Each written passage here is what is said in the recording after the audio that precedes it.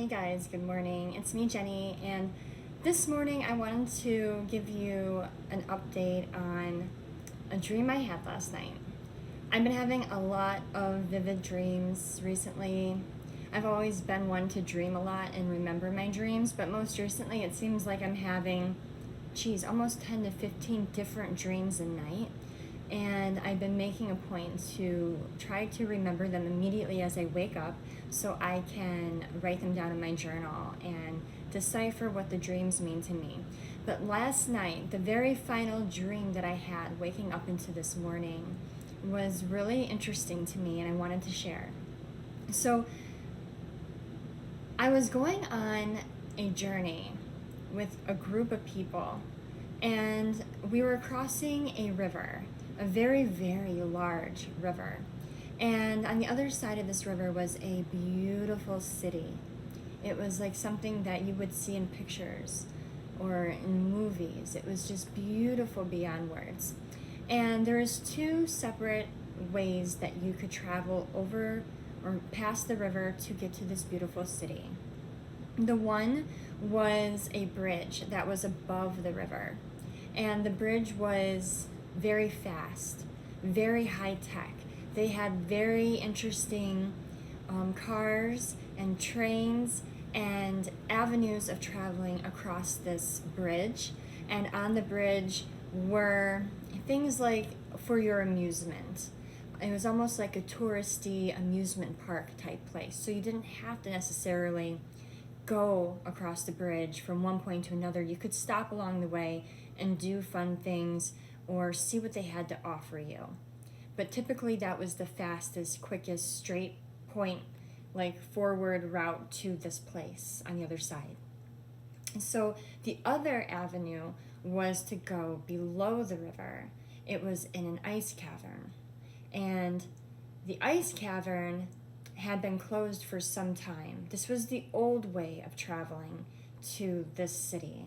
No one typically used this method anymore. They would take the fun way, the fast way, the more high-tech way of traveling.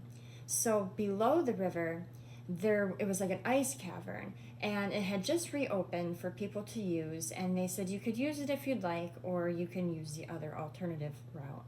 And a lot of people didn't choose this, but for some reason I did. And when I entered the ice cavern, they said that it had just been done, so the ice cavern had just been done with a flood, and they said there might be some water in there. So I knew what I was expecting. So when I entered into the cavern, first I noticed that it was bright, it was beautiful. It glowed in white and blue. You could see straight through to the other side. And it was shallow, like you had to crawl in order to get through.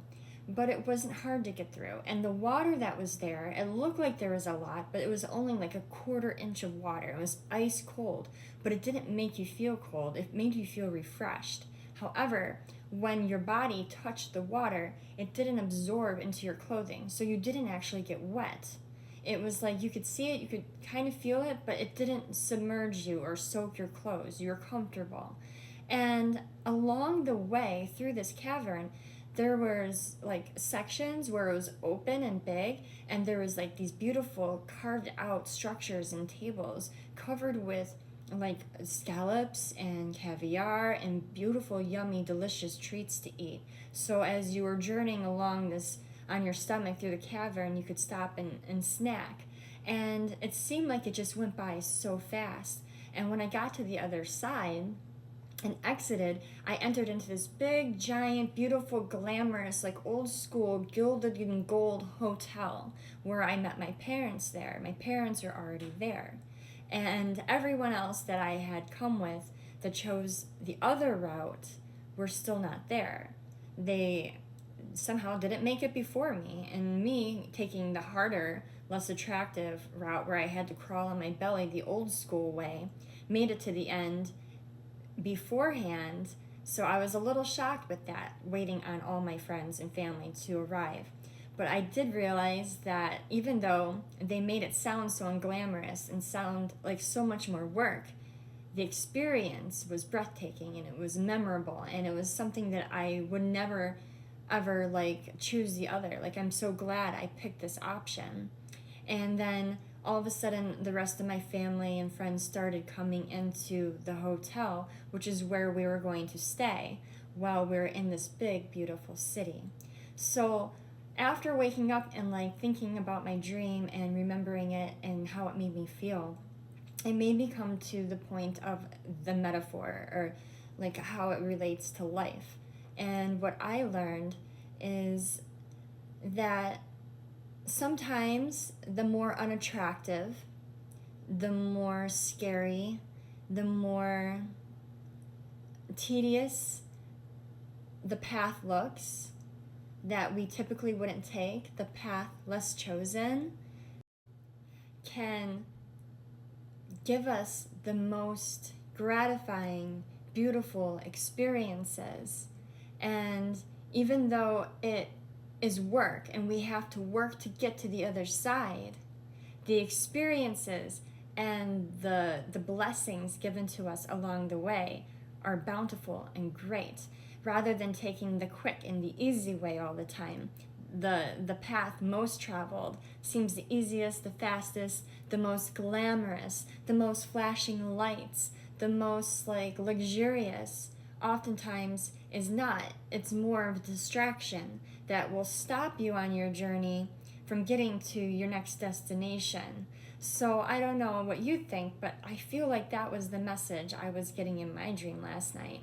That sometimes those less desirable paths can actually be hidden beauties and gems in disguise, and only the brave and only the ones that are not afraid of the challenge.